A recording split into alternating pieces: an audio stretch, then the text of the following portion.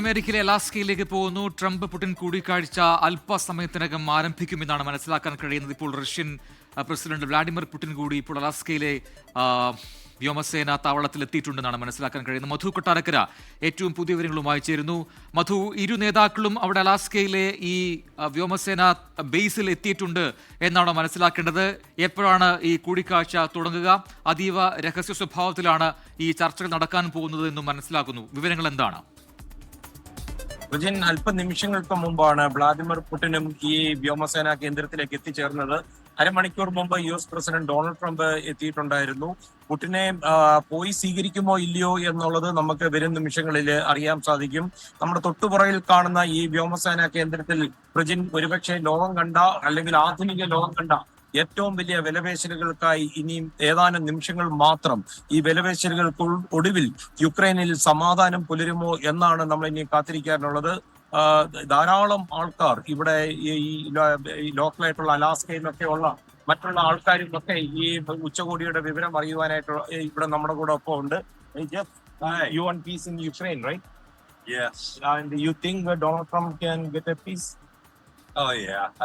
You sure? I'm confident he can get it Okay. done. I mean, he's very good at what he does. Okay. Prajin, ഇവരെല്ലാം വലിയ ശുഭാപ്തി വിശ്വാസമാണ്. Donald Trump വിചാരിച്ചാൽ കാര്യം നടക്കും എന്നുള്ള പ്രതീക്ഷയോട് കൂടിയാണ് ഇവരെല്ലാം നമ്മളോടൊപ്പം ഉള്ളത്. പ്രജിൻ, മധു, ഏറ്റവും പ്രധാനപ്പെട്ട കാര്യം ഇപ്പോൾ ട്രംപ് അല്ലെങ്കിൽ പുടിൻ ഇവർ നടത്തുന്ന ഈ കൂടിക്കാഴ്ച ഒരു പ്രത്യേക ലോകക്രമത്തിന്റെ ഒരു മധ്യത്തിലാണെന്ന് പറയാം. കാരണം ഈ തീരുവ ചുമത്തിയതുമായി ബന്ധപ്പെട്ട് അല്ലെങ്കിൽ ഈ ഇരട്ടച്ചുങ്കം പല രാജ്യങ്ങൾക്കുമായി ചുമത്തിയതുമായി ഒക്കെ ബന്ധപ്പെട്ട് ഈ പല രാജ്യങ്ങളുടെയും ഈ ട്രേഡ് ഡീലുകളൊക്കെ മാറി മറിയുകയാണ്. അതനുസരിച്ച് ഓരോ രാജ്യത്തെയും സാമ്പത്തിക സ്ഥിതി മാറുന്നു, അല്ലെങ്കിൽ അവിടുത്തെ പണപ്പെരുപ്പം മാറുന്നു, അങ്ങനെയൊക്കെയുള്ള സ്ഥിതിഗതികളിലേക്ക് മാറുന്നു. അപ്പോൾ ലോകക്രമമൊക്കെ മറ്റൊരു രീതിയിലേക്ക് പോകുന്ന സമയത്താണ് ഈ കൂടിക്കാഴ്ച എന്നതും ശ്രദ്ധേയമാണ്. നമ്മൾ കഴിഞ്ഞ 2 ആഴ്ചകൾക്ക് മുൻപ് കണ്ടതാണ്. ഈ പല പുതിയ സഖ്യങ്ങളും ലോകത്ത് രൂപപ്പെടുകയാണ്. രാജ്യങ്ങൾ ഇരുചേരികളിലായി മാറുന്നു.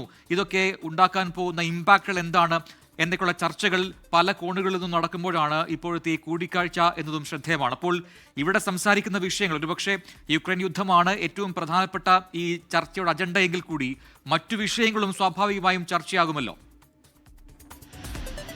പ്രജിൻ, യുക്രൈൻ വിഷയത്തിനെക്കാട്ടിലും കൂടുതൽ പുടിന് താല്പര്യമുള്ള മറ്റ് പല വിഷയങ്ങളുണ്ട്. ഡൊണാൾഡ് ട്രംപ് ഇന്ന് രാവിലെ പറഞ്ഞത് താൻ പ്രസിഡന്റായി അധികാരത്തിൽ വന്നില്ലായിരുന്നെങ്കിൽ ഇതിനോടകം യുക്രൈൻ മുഴുവനായും വ്ളാദിമിർ പുടിന്റെ കയ്യിൽ ഇരുന്നേനെ. നമ്മളിവിടെ ശ്രദ്ധിക്കേണ്ടത് ഇവർ വളരെ ആഴത്തിലുള്ള സൗഹൃദം ഉള്ള 2 വ്യക്തികളാണ്. അതുകൊണ്ട് തന്നെ ഒരു 2 സുഹൃത്തുക്കൾ തമ്മിലുള്ള ഒരു ചർച്ചയിൽ കാര്യങ്ങൾ ലോകത്തിന് അനുകൂലമായിട്ട് വരുമെന്ന് നമുക്ക് പ്രതീക്ഷിക്കാം. തന്നെയുമല്ല, ഒരു നോബൽ സമ്മാനം ഈ ടൈമിൽ കൊണ്ടുപോകണം എന്നുള്ള അതിയായ ആഗ്രഹത്തിൽ നിൽക്കുന്ന ഒരു പ്രസിഡന്റാണ് ഈ വ്യോമസേനാ കേന്ദ്രത്തിൽ നിൽക്കുന്നതും. ഇത് ചരിത്രത്തിൽ എഴുതി ചേർക്കേണ്ടി വരും. ഇവിടെ ഒരു വെടിനിർത്തലെങ്കിലും സാധ്യമാക്കി കൊണ്ടുവരുവാൻ സാധിക്കുകയാണെന്നുണ്ടെങ്കിൽ നേരത്തെ പ്രജിൻ പറഞ്ഞതുപോലെ ലോകക്രമം തന്നെ മാറും. കാരണം കഴിഞ്ഞ 3 വർഷമായിട്ട് റഷ്യക്കെതിരെയുള്ള സാമ്പത്തിക ഉപരോധങ്ങൾ കാരണം ലോകത്തിന്റെ ഓർബിറ്റിൽ നിന്ന് മാറിപ്പോയ റഷ്യയെ തിരിച്ച് ആ ഓർബിറ്റിൽ കൊണ്ടുവരുവാനുള്ള പുടിന്റെ ഏറ്റവും നല്ലൊരു അവസരമാണ്. തന്നെയുമല്ല, അമേരിക്കൻ മണ്ണിൽ ഒരു റഷ്യൻ പ്രസിഡന്റ് ഉപരോധങ്ങൾ നിലനിൽക്കുമ്പോൾ എത്തിയത് തന്നെ ഡൊണാൾഡ് ട്രംപ് പുടിനെ ഒരുപക്ഷെ കുളിപ്പിച്ച് വൃത്തിയാക്കി തിരിച്ച് ലോകത്തിന്റെ മുമ്പിൽ കാണിക്കുകയായിരിക്കും ചെയ്യുക.